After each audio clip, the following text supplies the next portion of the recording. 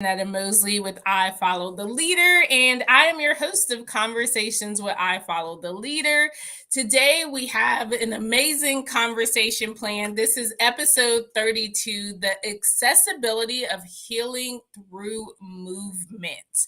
I want to pause there before I introduce the amazing Adriana Peña. She is the DEI Coordinator at I Follow the Leader and just one of the most amazing people I know. So I want to pause there, but I wanted to let you know you are at the right place at the right time. If you are looking for Conversations where I Follow the Leader, episode 32.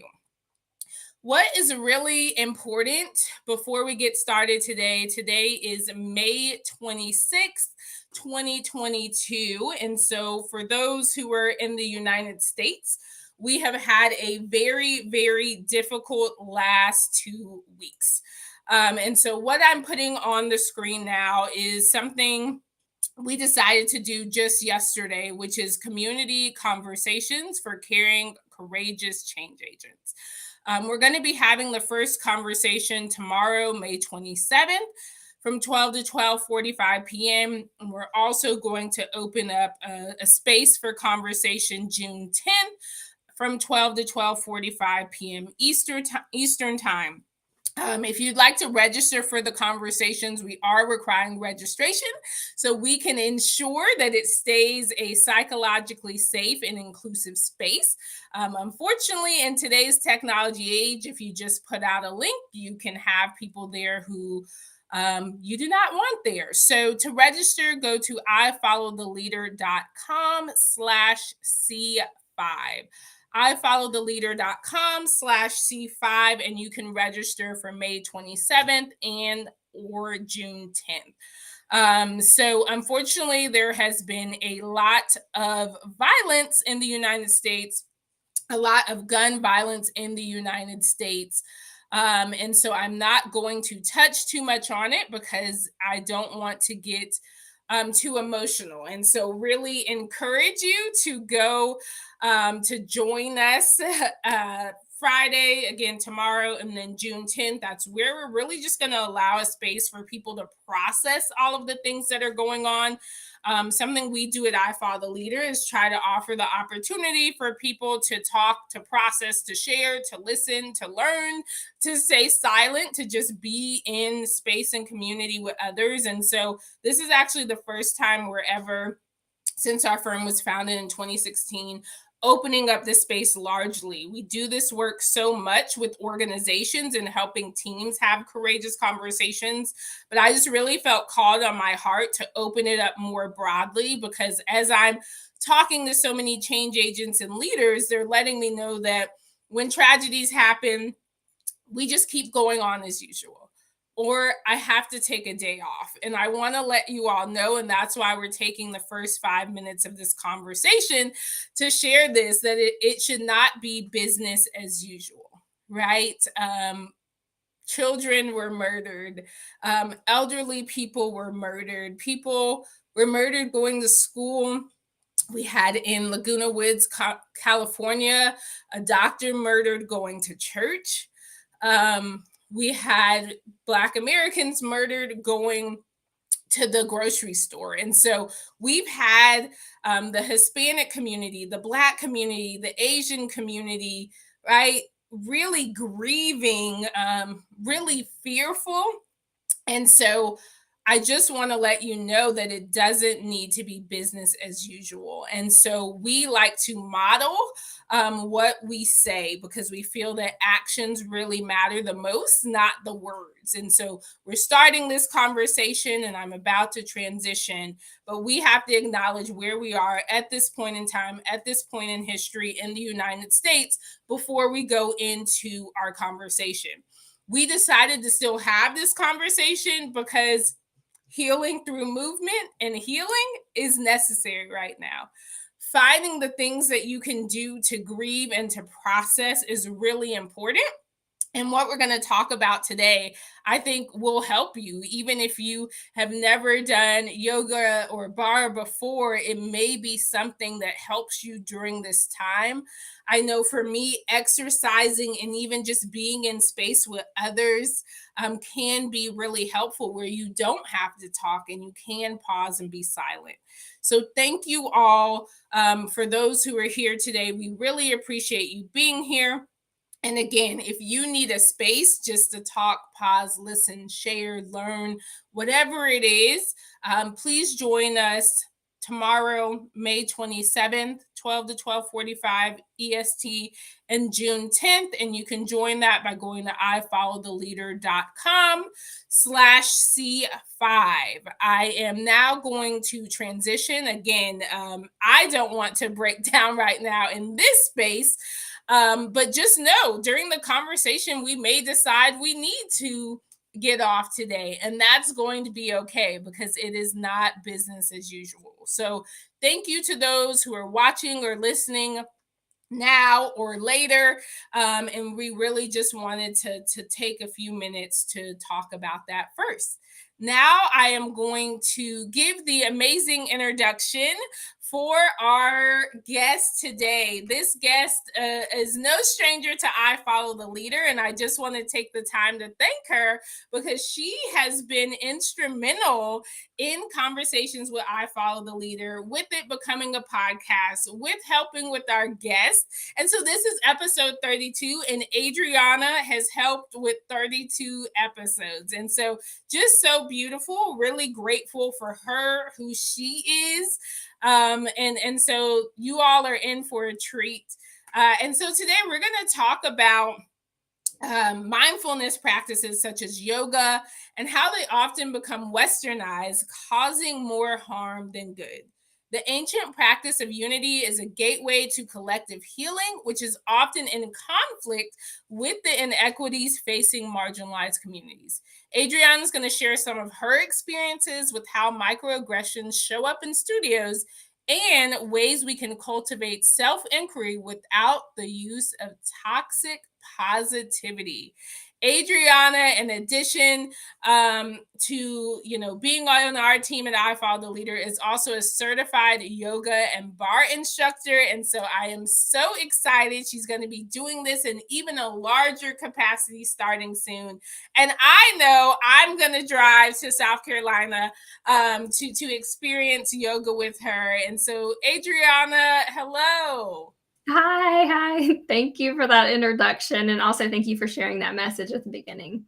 Of course. Well, you are no stranger to this. You get to be on the other side. How does it feel to be a guest? A little strange. Honestly, I feel like I'm forgetting to do something. Awesome. Well, I so appreciate you being here, and just think this really is an appropriate time to talk about the healing of yoga and what it is. And so, can you just tell us a little more about yoga, how you came upon it, and then we'll get into just the topic of today and really DEI and how it factors into yoga. Yeah, so my yoga journey started in graduate school. And, as for many people, graduate school is tough. But I also experienced some other trauma during graduate school. I had a divorce. My mother passed away. And so I was really looking for ways that resonated with me that I could heal myself, because talking wasn't necessarily my language, it was movement. And so that's how I came across yoga. What I refer to whenever I say healing through movement is this ancient yogic teaching, which is, we have things called samskaras. And what those are just blockages of energy that were created by events in your life or traumas in your life that block the flow of energy. People may have heard of chakras that we have, and we have energy that flows throughout those chakras.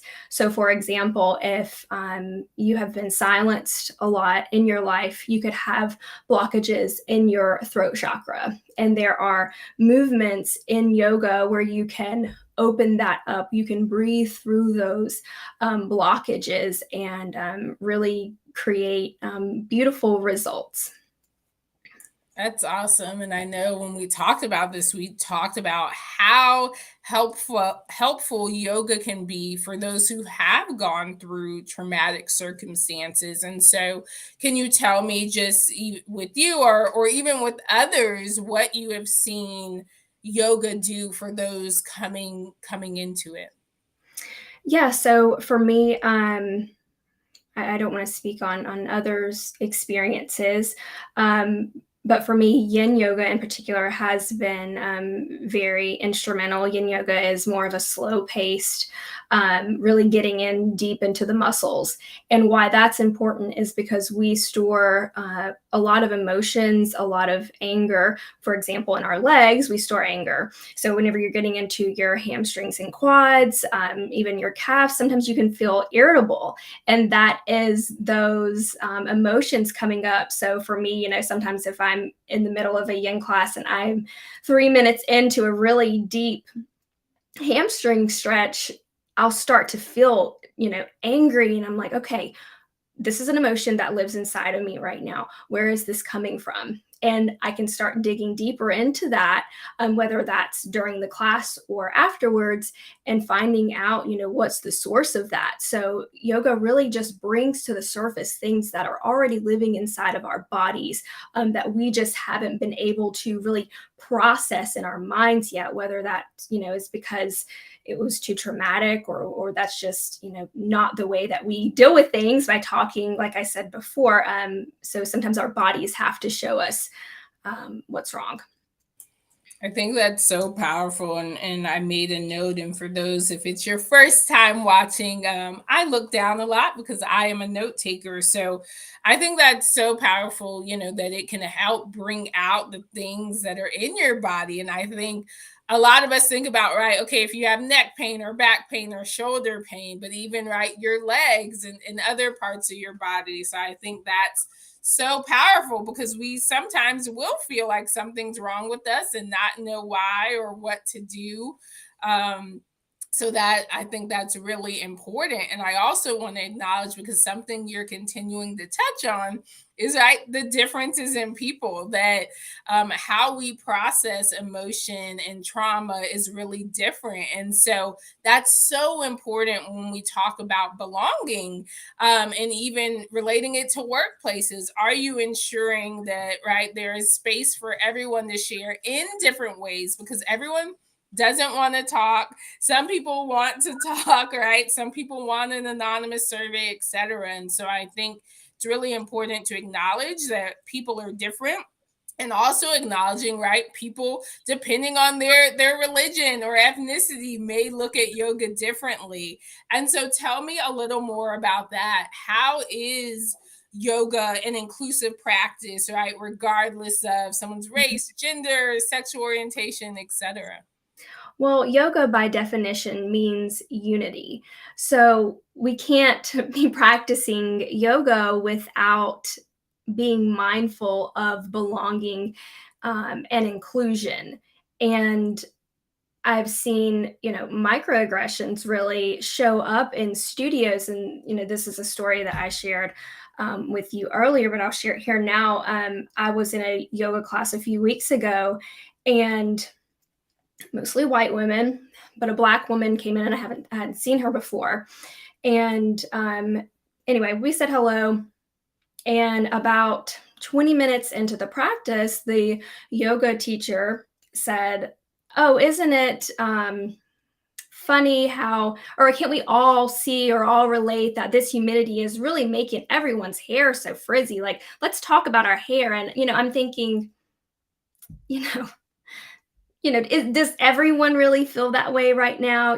How uncomfortable. I was embarrassed. I felt uncomfortable. I couldn't imagine how she felt. So I think we can't practice yoga without, you know, including everyone in the room, and ensuring that everyone feels like they should be there. Because if yoga is this ancient healing practice, are we telling those that we're not including that, this isn't for you, this healing practice isn't for you, go find another healing practice that is for you? Thank you. Yeah, so important, including everyone in the room and acknowledging, right? So for you to acknowledge, wow, this is someone who may feel differently, right? This is their maybe their first time here. They may look differently than the majority of people in the room. Just acknowledging that. And I love, right, you shared with me that you went up to her, right? So even that, acknowledging that, hey, you may be comfortable, but you may be a little uncomfortable being in this space, and just being that welcoming bridge that this is a place of inclusion. Yeah.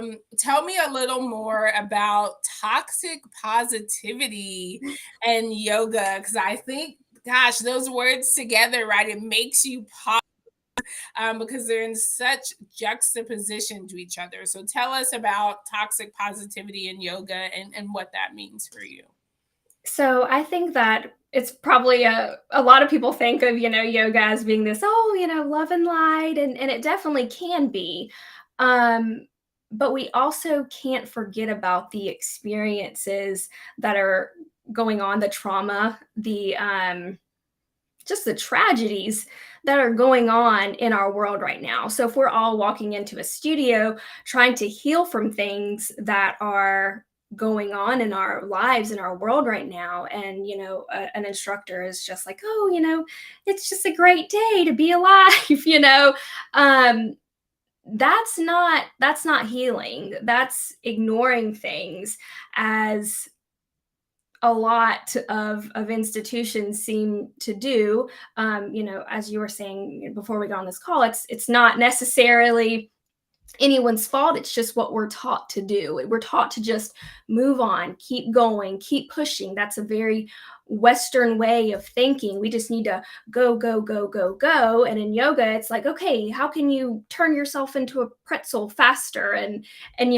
just be so happy doing it? And that's just not what it's about. It's about, learning yourself, and understanding what makes you you, and healing from just situations or circumstances that maybe have been in your heart or in your body for a while.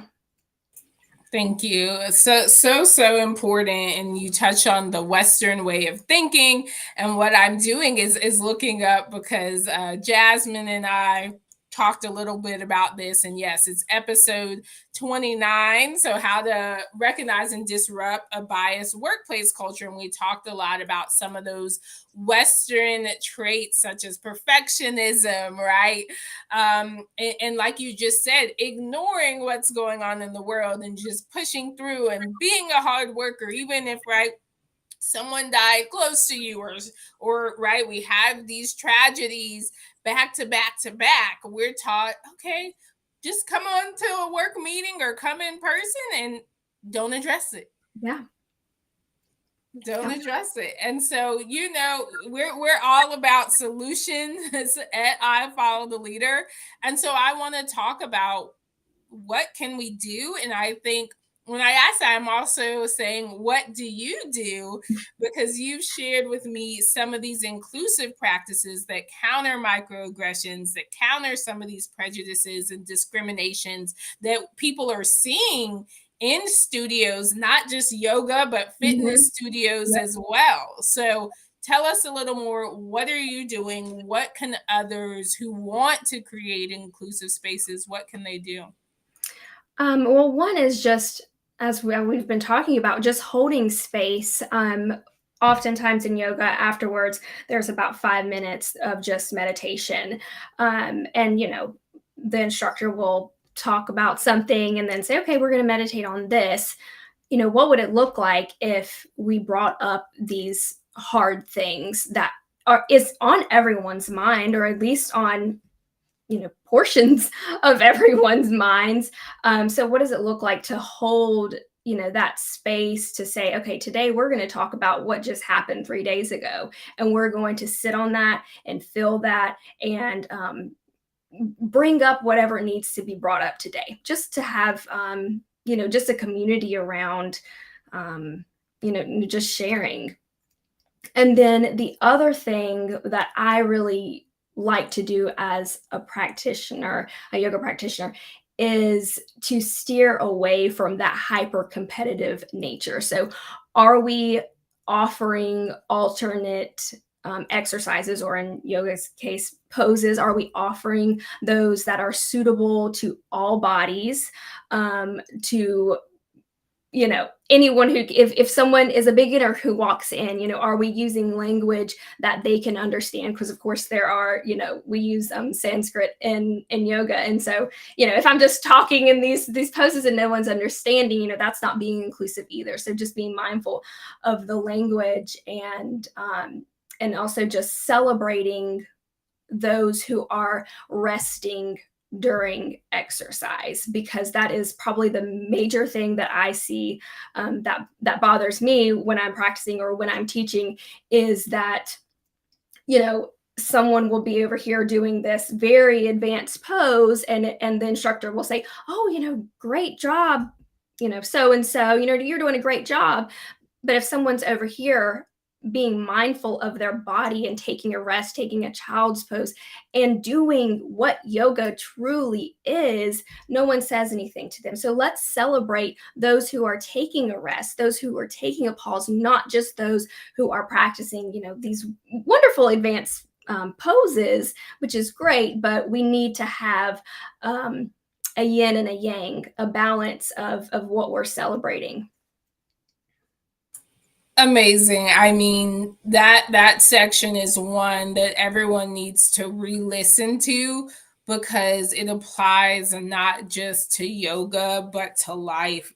And so want to highlight what you really talked about: holding space for others, talking about the hard things. I know Glennon Doyle often says we can do hard things, right? So really talking about the hard things, steering away from hyper competitive practices, and then actually valuing those who are honoring their bodies and resting.